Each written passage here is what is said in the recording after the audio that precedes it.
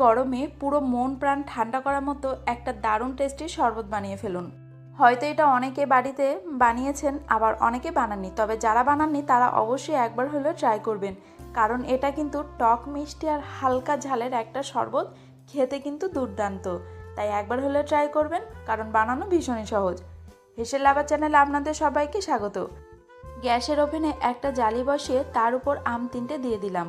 আমি এখানে হিমসাগর আমের করছি, আপনারা যে কোনো আম নিয়ে নিতে পারেন, তবে কাঁচা মিঠে আমটা নেবেন না, টক আমে এটা বানাবেন।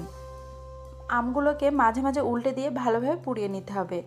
দেখুন, আপনারা চাইলে কিন্তু কোনো একটা জায়গায় অল্প কিছু কাঠ নিয়ে সেখানে কিন্তু আগুন জ্বালিয়ে এই আমগুলোকে পুড়িয়ে নিতে পারেন, সেটাই কিন্তু আরও বেশি টেস্টি হয়। কারণ আমি একবার ওইভাবে ট্রাই করেছি, দারুণ একটা স্মোকি ফ্লেভার আসে। আমগুলোকে খুব ভালোভাবে পুড়িয়ে নিন, কোথাও যেন কাঁচা না থাকে। তারপর তুলে একটু পানির মধ্যে রাখুন। হালকা যখন ঠান্ডা হবে তখন এর খোসাগুলো ছাড়িয়ে নিন। দেখুন, খুব বেশি যেন আবার ঠান্ডা করে ফেলবেন না, তাহলে কি হবে, শ্বাসগুলো কিন্তু আবার শক্ত হয়ে যাবে। আম পোড়ানোর কারণে দেখবেন শ্বাসগুলো খুব ভালোভাবে সিদ্ধ হয়ে গিয়েছে। আমগুলো খোসা ছাড়ানোর পরে চাইলে একটু ধুয়ে নিতে পারেন, আবার না ধুলেও চলবে, ভালোভাবে পরিষ্কার করে ছাড়িয়ে নেবেন। আর তারপর আমি চামচের সাহায্যে শ্বাসগুলোকে ভালোভাবে ছাড়িয়ে নিচ্ছি। আমার এখানে আমগুলো হালকা একটু গরম ছিল, তাই আমি এখানে চামচটা ব্যবহার করছি। আপনারা চাইলে একটু ঠান্ডা হয়ে গেলে হাত দিয়েও শ্বাসগুলোকে ভালোভাবে ছাড়িয়ে নিতে পারেন। আটি থেকে শ্বাসগুলো কেকে নিয়ে নিন, আর তারপরে এগুলোকে আমি মিক্সার গ্রাইন্ডারের মধ্যে দিয়ে দেব।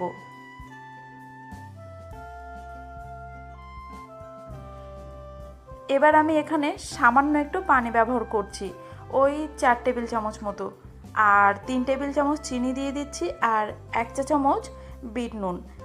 চিনিটা আপনারা নিজেদের স্বাদ মতোই দিয়ে দেবেন, কারণ আমের টকের উপর নির্ভর করবে কেমন মিষ্টি আপনারা খাবেন। আমগুলোকে খুব ভালোভাবে ব্লেন্ড করার পর একটা বোলের মধ্যে নিলাম, আর এদিকে একটা তাওয়ার মধ্যে 2 টেবিল চামচ গোটা জিরেকে হালকা রোস্ট করে গুঁড়ো করে নেব।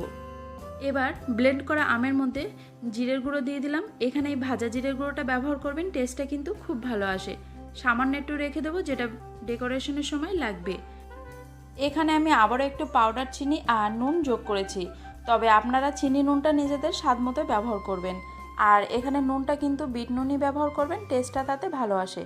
দেখুন, এই শরবতের ক্ষেত্রে যারা ঝাল পছন্দ করেন তারা অবশ্যই কিন্তু এখানে কাঁচা ঝাল অথবা শুকনো লঙ্কা পুড়িয়েও এখানে ব্যবহার করতে পারেন।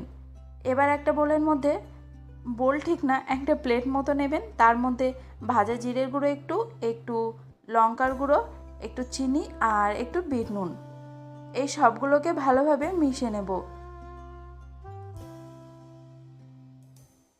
এবারে আমি একটা বাটিতে সামান্য একটু পানি নিয়েছি আর 2টো গ্লাস নিয়ে নিলাম। গ্লাসের মুখে আঙুল দিয়ে পানি লাগিয়ে দেব। এখানে পানির জায়গায় লেবুর রসটা কিন্তু ব্যবহার করা হয়, তবে যদি লেবু না থাকে সেক্ষেত্রে কিন্তু পানি লাগিয়ে নিতে পারেন। অ্যাকচুয়ালি গ্লাসের মুখে যদি এভাবে দেওয়া হয় তাহলে কি হয়, যখন শরবতটা আমরা চুমুক দেব তখন না বেশ দারুণ লাগবে খেতে। তারপর গ্লাসের মুখে মিশ্রিত মশলাটা ভালোভাবে লাগিয়ে নিন। এই পর্যায়টা কিন্তু না করলেও চলবে, তবে ওই যে টেস্টটা ভালো লাগার জন্য। এবার আমি এখানে কয়েকটা আইস কিউব দিয়ে দিচ্ছি, আর কয়েকটা পুদিনা পাতা। যদি পুদিনা পাতা না থাকে সেক্ষেত্রে না দিলেও কিন্তু চলবে। আর পুদিনা পাতাটা অনেকে আবার এই আম ব্লেন্ড করার সময়ও কিন্তু দিয়ে দেয়, সেটা আপনারা নিজেদের টেস্ট অনুযায়ী ব্যবহার করবেন। এবারে আমি প্রত্যেকটা গ্লাসে যে মিশ্রিত আমটা ছিল ব্লেন্ড করা, সেটা 2 টেবিল চামচ মতো দিয়ে দিয়েছি, আর ঠান্ডা পানি দিয়ে ভালোভাবে গুলে মিশিয়ে নেব। দেখুন, এই শরবতটা কিন্তু একটু ঘন ঘনই খাবেন, সেটা কিন্তু খেতে ভালোই লাগে। ব্যাস, তৈরি হয়ে গেল আজকে আমার আম পান্না বা আম পোড়ার শরবত। কেমন লাগলো অবশ্যই কমেন্টে জানাবেন, ভালো লাগলে সাবস্ক্রাইব করবেন আর ফেসবুক পেজটিকে ফলো করবেন। দেখা হবে পরবর্তী নতুন কোনো ভিডিওতে।